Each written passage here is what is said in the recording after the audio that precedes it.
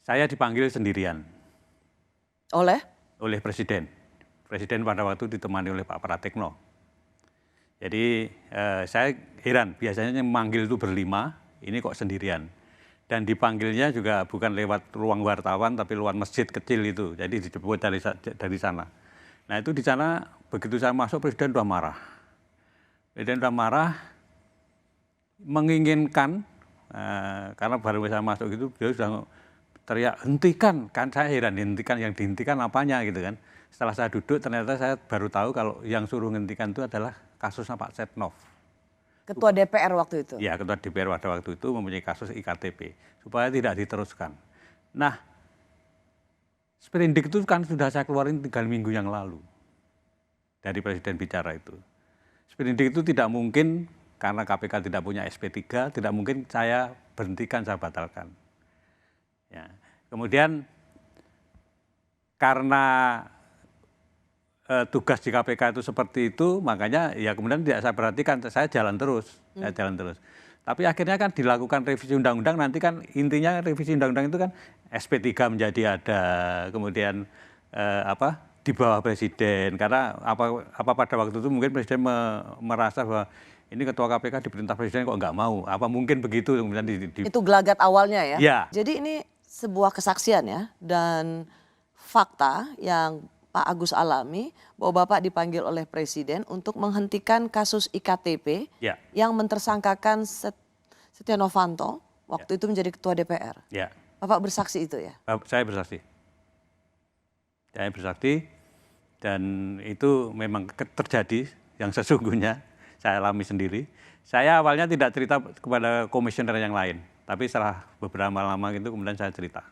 Dan terkait dengan pernyataan Bapak Agus Raharjo yang disampaikan di sebuah media, saya ingin menyampaikan beberapa hal. Yang pertama, setelah dicek tidak ada pertemuan yang disebut-sebut dalam agenda Presiden. Yang kedua, kalau kita lihat kenyataannya proses hukum terhadap Bapak Setia Novanto berjalan seperti yang kita ketahui bersama, jalan pada tahun 2017, berjalan dengan baik gitu, dan sudah ada putusan pengadilan yang berkekuatan hukum tetap pada saat itu. Dan kalau teman-teman cek pernyataan resmi dari Bapak Presiden tanggal 17 November 2017, Bapak Presiden menegaskan agar Bapak Setia Novanto mengikuti proses hukum yang ada di KPK, dan Bapak Presiden yakin bahwa proses hukum itu akan berjalan dengan baik ya. Dan yang terakhir saya ingin sampaikan juga bahwa revisi Undang-Undang KPK itu adalah inisiatif DPR pada tahun 2019 dan bukan inisiatif dari pemerintah. Sekira itu saja yang ingin saya sampaikan terkait dengan pernyataan Bapak Agus Raharjo ya. Jadi nggak tahu kan itu tidak ada di dalam agenda resmi Presiden, tapi biasanya kan ada agenda-agenda di luar agenda resmi yang di-share ke media. Itu sudah di cross check juga, tidak ya, ada pertemuan sama sekali. Informasi yang saya miliki adalah tidak ada agenda saat itu dengan Bapak Presiden.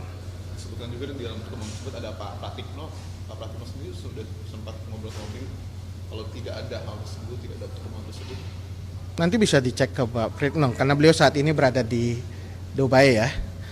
Tapi dari agenda yang ada terkait dengan agenda Bapak Presiden tidak ada pertemuan yang disebut-sebut itu. Tapi Istana melihatnya apa keperluan atau kepentingan Pak Agus Raharjo mengungkapkan hal tersebut di tengah KPK yang sedang naik turun?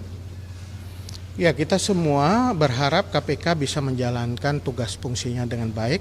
Kita harus mendukung itu tidak hanya dalam proses penindakan hukum tetapi juga dalam pencegahan korupsi. Jadi kita semua sebenarnya sepakat termasuk Presiden itu mendorong penguatan KPK itu dijalankan dan kita lakukan secara bersama-sama itu. Baik itu oleh pemerintah, oleh DPR dan juga oleh masyarakat sipil. Ada motif politik tidak kira-kira dari statement? Saya nggak bisa menjawab itu ya. Beli ada kekhawatiran nggak misalkan ganggunya citra pemerintah atau misalkan adanya unsur sentimen negatif kepada pemerintahan ke depan akibat dari pernyataan para Agus Raharjo ini, Pak? Ya, saya kira masyarakat bisa menilai ya, bisa meng-cross check, melihat informasi itu secara baik apakah benar atau tidak gitu, dan juga melihat kenyataan-kenyataan yang ada. Seperti kali lagi saya sampaikan bahwa Presiden sudah secara resmi menyampaikan tanggal 17 November 2017 dan jejak digitalnya ada bahwa beliau mempertegas agar Setia Novanto mengikuti proses hukum tanggal 17 November 2017. Teman-teman bisa cek bersama. Dan itu memperlihatkan bagaimana Presiden berkomitmen juga dalam proses hukum, ya, mendorong proses hukum itu berjalan dan yakin proses hukum itu berjalan dengan baik di KPK. Dan kita ketahui setelah itu proses berjalan di KPK dan ada putusan pengadilan ini berkekuatan hukum tetap. Ya. Jadi kemarin kan singgung juga soal revisi undang KPK. Jadi sebenarnya berarti bisa membantah bahwa memang akibat kejadian kasus presiden yang disebut marah-marah itu akhirnya membuat jadi revisi undang KPK itu. Ya, revisi KPK kan terjadi tahun 2019 ya. 2 tahun setelah penetapan Pak Setia Novanto menjadi tersangka. Ini kita bisa lihat apakah itu ada hubungannya. Karena ini proses yang berbeda ya, yang terjadi 2 tahun setelah itu. Tapi revisi undang KPK memang bukan dari inisiatif pemerintah, berarti bisa berdasarkan. Bukan inisiatif dari pemerintah, itu inisiatif DPR. Tadi kan sempat disinggung banyak soal KPK, Pak Anies. Baru saja ex-ketua KPK juga bercerita kalau dia pernah ditekan atau pernah dimarahi begitu untuk menyetop kasus IKTP oleh Presiden Jokowi. Tanggapannya Pak Anies sendiri bagaimana, Pak? Ya, menurut hemat kami, tugas dan kewenangan KPK harus dikembalikan sehingga KPK memiliki independensi, memiliki ruang untuk menegakkan hukum tanpa ada intervensi dari manapun juga.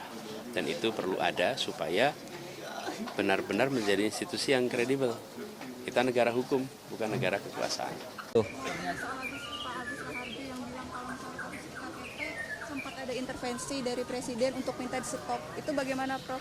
Apa tanggapannya? Apa boleh Presiden ikut intervensi, Prof? Kalau mau bicara boleh, itu tentu tidak boleh. Lembaga penegak hukum itu tidak boleh diintervensi oleh siapapun. Tapi apakah itu benar atau tidak bahwa Presiden mengintervensi Pak Agus? Itu Pak Agus yang tahu. Kalau kita kan ada yang tahu baru dengar sekarang juga. Dan pengakuan dia juga tidak pernah bilang ke orang lain kecuali saat ini terpaksa bilang katanya karena ditanya.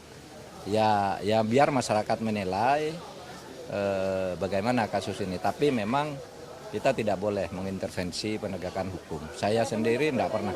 Menurut kami apa yang disampaikan Pak Agus Raharjo sangat meragukan. Pertama karena keterangan tersebut berdiri sendiri, ya, tidak ada keterangan saksi lain dan tidak ada alat bukti lain yang beliau sampaikan. Kedua, dari motif penyampaian informasi tersebut kami juga mempertanyakan apakah ini ada motif politis karena terjadi ya disampaikan di tahun politik. Padahal kalau waktu itu Pak Agus Raharjo benar-benar mendapatkan perlakuan tersebut, seharusnya beliau bisa menjerat orang yang mengintervensi tersebut dengan pasal perintangan penyidikan. Waktu itu kan beliau ketua KPK aktif. Kenapa tidak dilakukan saat itu, ya? Menjerat orang yang dianggap mengintervensi dengan pasal perintangan penyidikan.